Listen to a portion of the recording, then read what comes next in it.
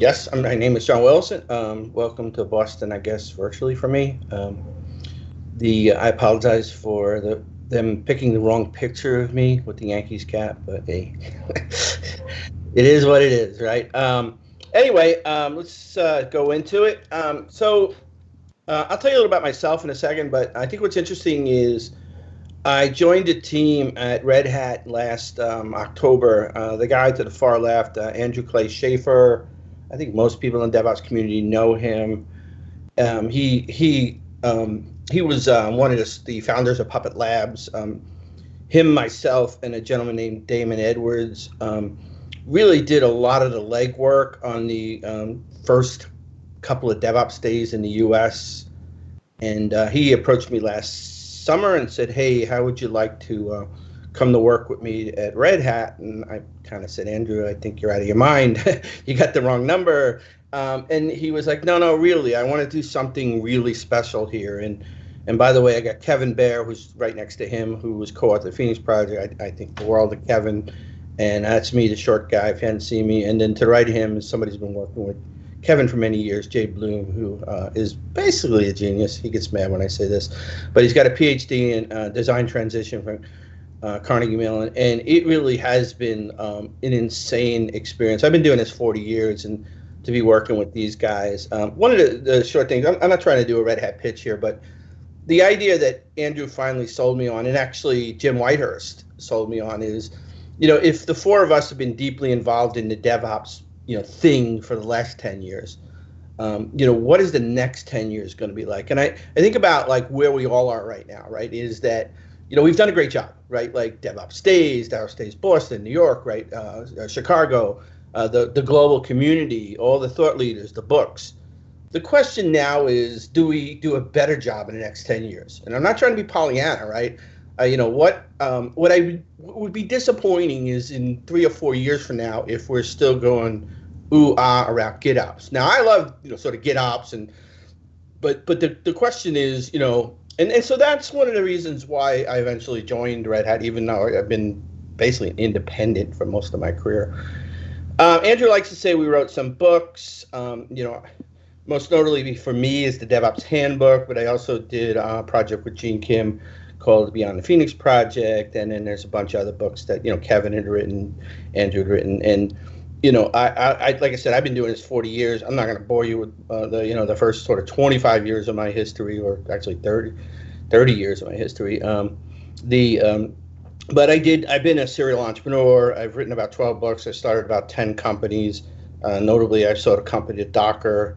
I sold a company. I was a principal who sold a company to Dell. So I've done quite a bit of stuff. The other thing is, I told you about the DevOps Handbook, but the two in the middle, we'll talk about the one on the left, they're called DevOps Automated Reference Guide and Architecture, and that's a Creative Commons publication that I'll point to that you can get, and then something called Automated Cloud Governance. So the two I'm going to cover here in a little bit. So what I wanted to do for this presentation, really sort of DevSecOps and automated governance, I wanted to talk a little about the landscape. I think it's important.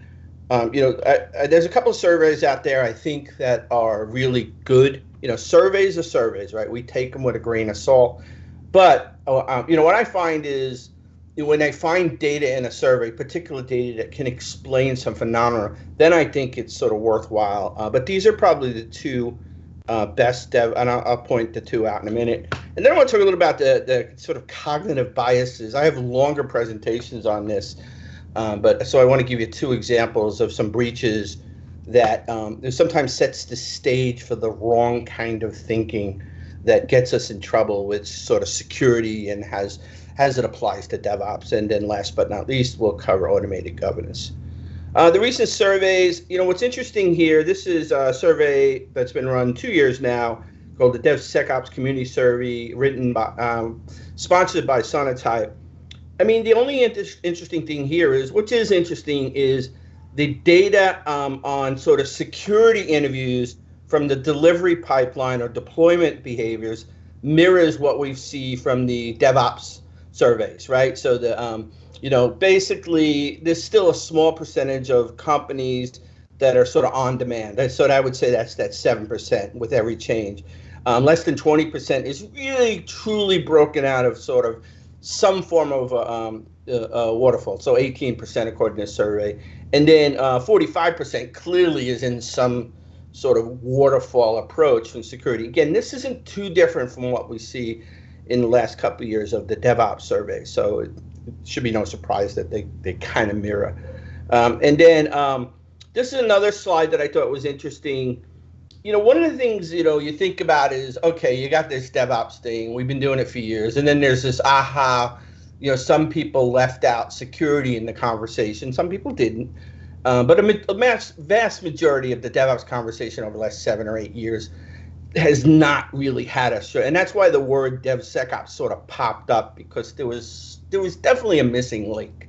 We can have a longer conversation about that word. Is it a terrible word? But by the way, all abstraction words are terrible. Cloud, DevOps, DevSecOps, but that doesn't mean we can't use them effectively. But here's the point I'm trying to make with this slide. If you look at the survey, it identifies mature versus immature. And if you look to the left of the box, right, the sort of box that says these tools are used twice as often, these are kind of table stakes. And I know this will sound terrible, but I would say that, when you start thinking about DevSecOps, if you're going to accept the word, then you're thinking about a holistic view in your software supply chain, your CI/CD, or your DevOps pipeline. And I would contend that that the things like WAFs really very little do with the pipeline, IDSs, perimeter-based stuff, but things like SaaS or DLP. Like maybe you don't have a holistic, you're not attempting to take a holistic security approach. Again, some people, including myself, would call that a DevSecOps approach. But if you look to the right, if a company is sort of experimenting or all in, or like next year, John, we plan on implementing this into our pipeline, container security, or dynamic analysis, DAST, or software composition analysis. And what the point here too is the gap is much bigger, which tells me that my theory is kind of right about that these are more advanced. You're more likely to have, it is a stretch, but you're more likely to have a holistic approach, and what I would say was more of a DevSecOps approach. I told you about the cognitive biases that I think get in the way, so I call this the battlefield. I've done a presentation many times. It's out there. If you know my Twitter handle, it's Botchick Loop. That happens to be my GitHub project. I don't have really much there, but I do have almost every presentation I've had for the last 8 or 10 years. And one of the ones I've been doing quite often over the last couple of years, something called the 7 Deadly Sins. I actually used to call it the 7 Deadly Diseases. I thought it was more appropriate to call it sins. Given the context of the world right now, but I won't go through all these, but they're patterns. I find that there's these patterns, and I'm not trying to say I'm a genius or anything, but when I go and have discussions with organizations, interview hundreds of people. So I do this thing called qualitative data analysis for digital transformation. Another presentation. I'll actually be giving that one at DevOps Enterprise Summit coming up next month. Invisible work, sort of not making work visible, management toil, many different ticketing systems, misaligned incentives. We know that story pretty well. The tribal knowledge, right? This is the Brents, if you read the Phoenix Project. Incongruent organizational design. I'll actually show you a really good example of that when it comes to security. Not understanding complexity and how complexity has to be part of your mindset or engineering mindset. And then the beauty of this is it all seems to funnel down to what I would call in most enterprises security and compliance theater, which is the hook for later when we talk about DevOps automated governance. And so 2 really good examples of a cognitive biases. This happens to be how the breach at Equifax could have been. This could have been the start of the kill chain. A curl command that basically invoked a script. And if that happened to be on an authorized system, this was the struts to Jakarta vulnerability, right? And what's interesting is when it was all said and done by multiple people, not only just a former CEO, and I double quote former CEO, was that the breach was on a single person who failed deploy. And this is where you get into trouble. This is root cause thinking. This is like, hey, we're done. We fired the person who didn't put the patch on, right? Complex systems are way more, there's way more variables. And in fact, there was a congressional report in 2018 that addressed a number of things that were related to this. That wasn't just that somebody forgot to patch something. You know, it was the perimeter-based intrusion detection systems had 18-month expired certs at the time of the sort of kill chain or the original breach, right? There was just a number of things. The CISO reported, the chief security officer reported to the chief legal officer. So when they talk about, organizational design flaws, or if you've heard of Conway's Law, that's a classic Conway Law, right? Because under testimony, the CISO was asked, how come you didn't notify the CIO of the breach? And the answer was, I didn't think about it, right? Well, because there was a sort of an organizational structural problem in that person was reporting to the chief legal officer, not the CISO, right? Very quickly, Capital One had a very similar sort of cognitive bias answer, right? Which was this breach was caused by an ex-Amazon employee who had inside knowledge of Amazon shortcomings. Kind of nonsense, to be honest with you. What this was, again, any 13-year-old could have, on the right day, there was a team that needed to move fast. They went out of process. They picked a default WAF, and they basically left the default parameters on, or the defaults, and then bypass was turned on. If anybody recognized that's basically the Amazon metadata server. So in this case, a very short window, but it's called server-side request forgery. So the point is, we got to be really careful about our sort of cognition, root cause, how we think about many variables that lie into complex system problems. All right, so as promised, automated governance. I know I'm going fast, but I got 20 minutes. I normally do this an hour. The Gene Kim has been running this forum group for about 7 or 8 years. I've been fortunate to be involved in it.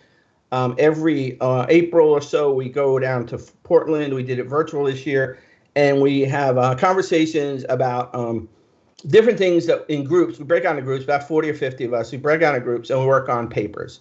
And over the last couple of years, there's been some interesting ones. It's all on itrevolution.com. It's all Creative Commons, free download. There was a sort of an audit discussion.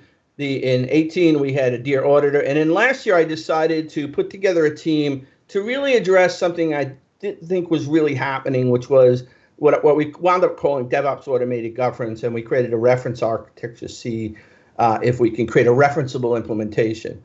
And the idea originally came from a blog article. There was a number of things that were making me think about this, but there was a blog article in late 2017 from Capital One about how they did pipelines and pipeline design. And there was an interesting part of that where it says pipeline design, where they talked about there were these 16 gates. I think now if you watch some of their later presentations, it's like 30. But they had these 16 gates. And what this was the enablement for a service team to get auto deploy or bypass the cab. And the discussion goes that if you could evidence these 16 things, like it came from source control, there was optimum branchings, and I won't go through all of them. If you could evidence those things, we can gate them, and therefore you get some loose authority or even strong authority to bypass some of the centralized authority, like cab meetings. And at the same time, I thought, okay, and then a lot of people do this sort of gating stuff, right? You got to have this, you got to have this. But I thought about evidence and audit. And then the other thing at the same time, there was an open source project that came out from Google called Grapheus. It was like, it was about a year later maybe. And a friend of mine was, watching me give all these presentations about DevSecOps. And he's like, John, you really ought to look into this problem, which is, how do we create better evidence for audit? And so this led me to a lot of conversations with a lot of people. I came really close to doing a startup on this. And but eventually I sort of did there was going into sort of end of 2018, I knew the forum was coming up. And I thought, you know what, instead of let me get a couple of companies that I know would be really interested in, and let's use Gene's forum to see if we can't reference this out. So I got Mike Nygaard from Sabre. He's the guy who wrote Release It, if you've ever read that book. Tova Powell, the first fellow at Capital One. Stephen McGill, Sam Guggenheimer. If you don't know him, he's been so involved in Microsoft's infrastructure for years. John Rezatowski, who's on PNC. Dwayne Holmes was at Marriott. And then Courtney Kisser and Colette at Nike. So we had a really good team. And so the idea here was, trying to be clever, but clever with some teeth, which is, can we change subjective? So when I say the attestation, what I mean evidence, right? Attestation is a fancier way to basically say evidence. So can we change subjective evidence or attestation into objective attestation or objective evidence? And so if you think about how an audit works in most organizations, it's a lot of toil. It starts typically with an artifact. An artifact has to be represented by a change record. Change record is typically a human to human to human conversation. In some cases, a telephone game. And you think about these conversations that are going on in a change record, they're being described against an incredibly complex system. Sue says these things are going to happen. Sally says check this, this, and this. Bob says not not in your, not in my lifetime unless you have this, this, and this. And then this conversation goes along. And what happens to the audit? They read that, the auditors scratch their head and start asking for screen prints. Right? Or have these incredibly complex conversation back and forth emails like, give me the Nexus or SonarQube log, and then how come they don't match? And, again, we spent a whole presentation about the folly of, and in the end, what happens is your audits are sort of low efficacy. I mean, I've walked into CIOs and said, your audit's a theater. And, oh, no, John, you want to get a CIO, start throwing stuff at you, tell them to their face, and again, I can go on and on about modernization and containers and ephemeral infrastructure and how I've never seen a company in the last 5 years that had a CMDB that was more accurate than 30%, and that almost every change in your classic auditable change structure is a CI with a service owner, right? So what we did is we said, okay, what can we do in a reference architecture? Well, goal one was, could we actually shorten that chaotic toil-based audit time if, and I remember I said changing subjective into objective. So the idea of objective is non-human, digitally signed to signatures. Think about loosely forming blockchain, not really blockchain, but like a blockchain of digital signatures that represent attestations, right? So in that world, you should be able to turn a 30-day audit into a half day and possibly a 0 day because it would be continuous. Or increase audit efficacy. Remember I said earlier, when I walk into a CIO's office or in the modernization technologies, it's very hard to sort of match your classic risk controls to what you're really doing. What if it's all sort of digitally signed and automated non-humans? And then ultimately reduce CAB authority, sort of like the Capital One example. And so what we did is we, that DevOps automated reference guard at IT Revolution is the full version of this. So if you really want the gory details, I recommend that you download that. We broke it into 7 stages, and the stages were designed for boundaries for attestations. We weren't trying to build the next greatest flow of sort of DevOps pipelines, right? And as you can see, interesting too is dependency management and artifact were on their own sort of cycle as well as included in the pipeline itself. And we went through each one of these. We described all the attestations, so you can look, again, I won't go through all these, but source code was a peer review. So think of each one of these controls as not only a gate, but also something that would go in an attestation store that at the end of the day, an auditor can look at a digital signature that is immutable math that can't be changed. And the only question then is, what's the next one I look at? Unit coverage, clean dependency, build stage, again, the things you would expect, unit test, linting, SAST, and then dependency management, license checks, security checks, basically quality, the age of the artifact. When you get into package stage, like a container image, right, there's a digitally signed like Notary or something like that. Truthful metadata, so if it's going to be populated from a metadata server at runtime to ensure that that there's a trusted source there, a trusted source from from all the agents. So that's another big part, right? At artifact stage, and then prod, again, some operational controls that you want to create evidence on, and then also do some gating or control gating. And then we went through where the hooks would come from. So we tried to prototype the hooks. So, and again, none of these are really recommendations, but we just sort of, there was between that team, like, hey, where would you get Unicast coverage? Well, SonarQube. Where would you get sort of clean dependencies? Maybe Black Duck on Nexus, right? So we went through. In the guide, it has all these, right? So think of these as all the hooks. Actually, some of the implementations now that are really cool is, like using Kafka as a guaranteed delivery source. In fact, there's even a model now that one of the companies is working on building a Knative because of scale. There's so much usage of this.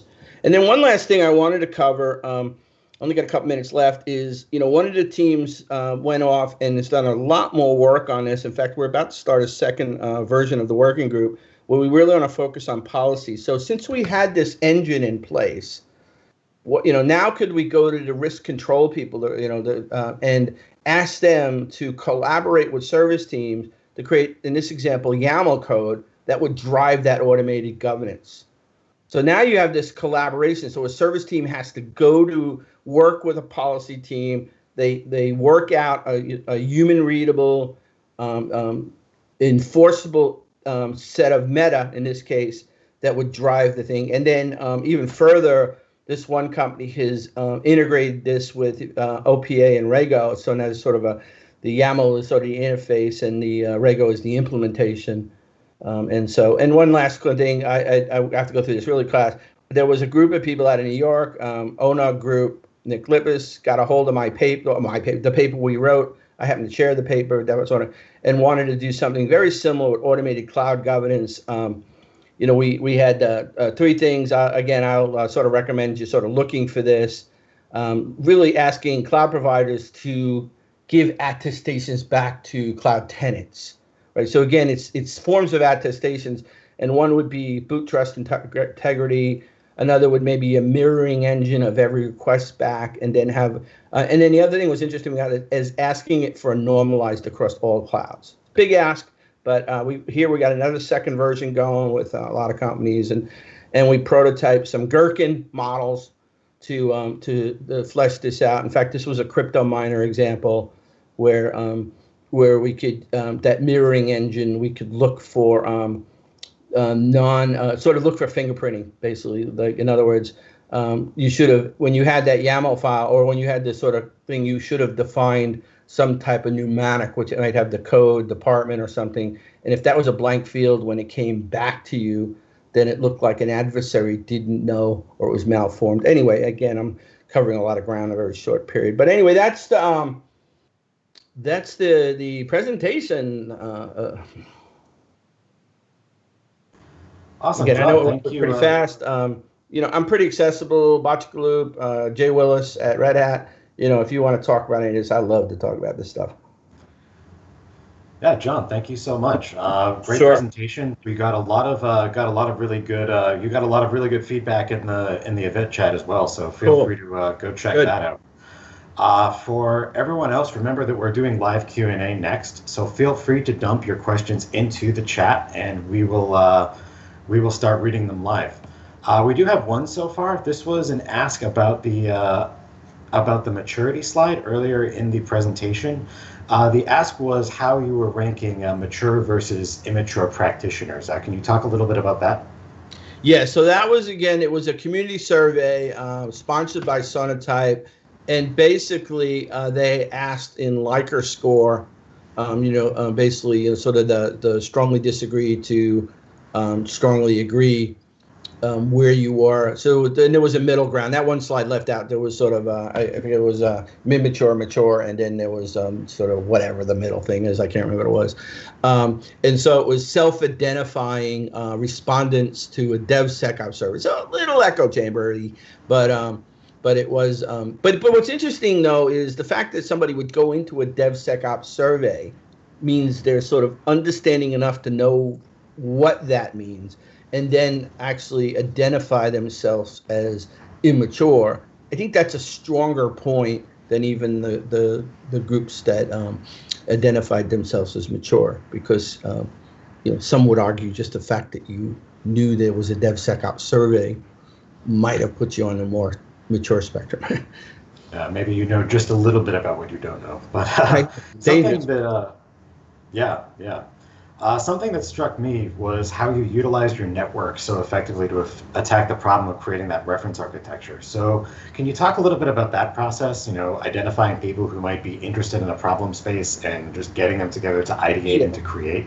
So I'm an old guy, right? I'm 61 years old, right? And I try to, my kids are sort of going into adult life, and I try to give them this sort of knowledge. And I'm just going to, for whatever reason, shut your volume off if you don't want to hear some old guy pontificate. But there's a couple of things, right? You build relationships on a couple of things. And here's the key. This is the key. When somebody asks you to help them, just help them. Don't go into the bartering transactional mentality, or how much do I get? I spend a lot of time with a lot of people in our industry, big name people, helping them figure out their next job. I don't get a dime. There's people make ridiculous amount of money for doing that work, but it comes back in droves. So, don't be the person who's like, well, my calendar is booked until until December, not sure. I mean, I get it. We're busy. We got, we have a job, we have our family, we have, we try to get some hobbies in. But for me, I've always believed that the more you give, the more you get. That's principle number one. Principle number two, right, is it's sort of related, but find really, intelligent people. But the key is the people that find your value of the conversation worthwhile. I tell young people, don't waste your time on people who don't seem to get the value. If you're always sort of begging them for, hey, can we meet? And they're not interested in talking to you, it's not worth the effort, because you'll find people, I'm a mediocre IQ person. I'm not a brilliant person. But some of my friends and people who find value in having conversations with me are incredibly brilliant. Mark Burgess, Jay Bloom, Andrew I can go down the list. So anyway, I think those are two things, and I know it's a little sort of meta, but don't be transactional about helping people, and put your energy and effort into people who find value in your half of the conversation. Got it. One of the things that you talked a little bit about is the efficacy of audits. So an audit is, 30% effective or 10% effective or what have you. Is that number as simple as things you caught versus things you should have caught, or is it a little bit more complicated than that? Yeah, it's way more complicated on that, because here's the thing, right? Like, if you go back to a CIO and say, hey, I think, you've got a lot of problems here when it comes to audit, right? Oh, no, John, we won awards. So, when you look at efficacy in a conversation in the enterprise, most organizations, if they're doing checklist audits, they'll say it's a high efficacy. What are you talking about? But then if you have conversations with people and uncover the more interesting points, that would be the non-checklist version of your audit efficacy, which is, the one of the things I'd say I love, but I mean, it helps to understand where the problems lie. When people who are in charge of implementing risk controls, like people who own the pipeline or sort of own the AppSec, say things like, we don't tell auditors things they don't already know, or why would I put in additional risk control if they don't know about it, or there's all these things. And then, you get into that whole CMDB problem, right? Most sort of audits work off like a configuration item in the CMDB that has a service owner. I find that in most cases, your CMDB is incredibly inaccurate. In fact, when you interview people and you ask them when there's a crisis or they need to find all the servers or applications, where's your canonical list? People say, well, I have a spreadsheet, or I dump something like F5, or metadata. And I say, well, how come you don't use a CMDB? Because I don't trust it, right? And so it is the efficacy comes from the sort of social technical, malaise or gaps. And then the more, again, I think where we really get into trouble now is when we start talking about modernized applications, like ephemeral infrastructure. It gets worse, right?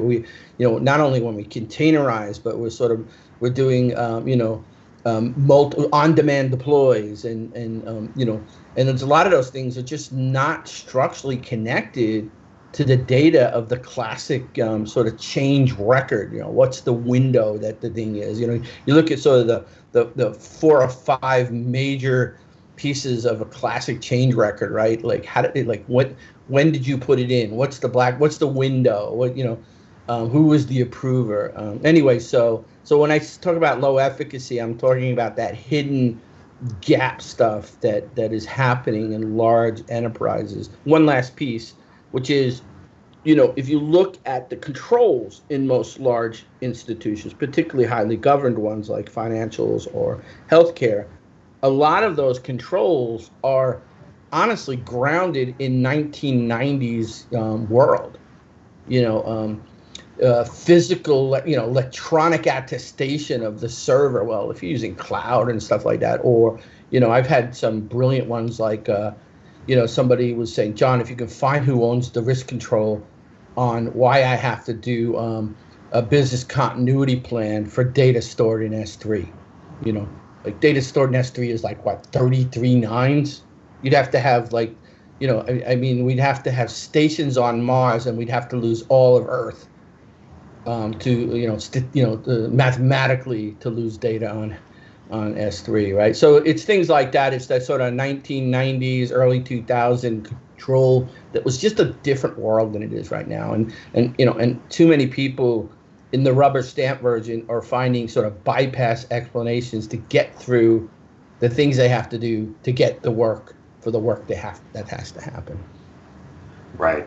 You talked a lot about legacy risk profiles being misaligned and outdated. So, obviously we're just responding to different types of risks when we created those profiles. How did we allow ourselves to hang on to those risk profiles as the risk itself changed? And how can we make sure we don't do that again? Well, this is the problem. There's just a constant drift between sort of some world that existed prior to 2005 or 2006 and where we are now. And again, the drift gets wider and wider, right? So we've got that problem. And then the problem then is, a lot of the sort of risk controls, and so I've been in organizations where the risk controls are still in spreadsheets. In fact, I've been ones where they're not even in spreadsheets. They're like this bookshelf of these ridiculous amount of books, and you have to go to section 403, 02, 07, 04. But in a lot of cases they're spreadsheets. But I've seen I can't remember the worst, but maybe 1,000 column spreadsheet, right? And so just right there, you're like, and that's not even counting all the sort of controls that are going to be really difficult to sort of arbitrage in today's world. And here's the bigger problem. I find in the bigger organization, the people who are doing the rapid development and the modernized technology deployments and implementations and development can't even tell where the risk owners are. I get this, John, if we could just find I just wish I could find this person or somebody to have a conversation about this risk control to convince them that it isn't needed. But I have to do this every time, right? So, and I think that one answer is you couldn't have a year-long summit to figure out all of those was because they're just so okay. So one of the interesting things I've seen is organizations that invite risk to storytelling very early on in sort of early ideation phases. And they can come in and say, well, these are the things that you have to. Well, first is creating a tight feedback loop with sort of risk control and implementation. And that's why I'm a big fan of DevOps automated governance, right? Because it basically takes the human out. Now you have policy people saying this. You get immediate feedback. You can resolve sort of often risk controls. But the other idea is getting risk people involved in ideation, and they might say, well, this standard app, it's a tier 0 customer facing. It has to have these 10, sort of risk controls. Let's dump them in Jira. And now here's the key that you can, as the development team, you could actually say, not ignore, but put an exemption on this one and put an explanation. And now that explanation becomes sort of a convergent data store for other people, like the S3 example. So you're literally sort of building your own version of like sort of getting rid of all that crusty stuff through sort of just, somebody else comes in and they're like, oh yeah, look, there's already been an explanation. It's been through audit. It's been accepted. We can use that same exception. We don't need to write a business continuity plan for the portions of data it's going to be S3. Got it. Well, great. John, thank you so much. I think I can tell from the stage chat that everyone really appreciated your presentation. And thank you for the Q&A as well. Up next, we're going to have Jason Malmstrom presenting Agile is also for Ops. And we are additionally going to be creating a breakout session for John's talk. So if anyone wants to continue the conversation with John, he's going to be there. I'm going to be there. Members of the community can head there to keep talking.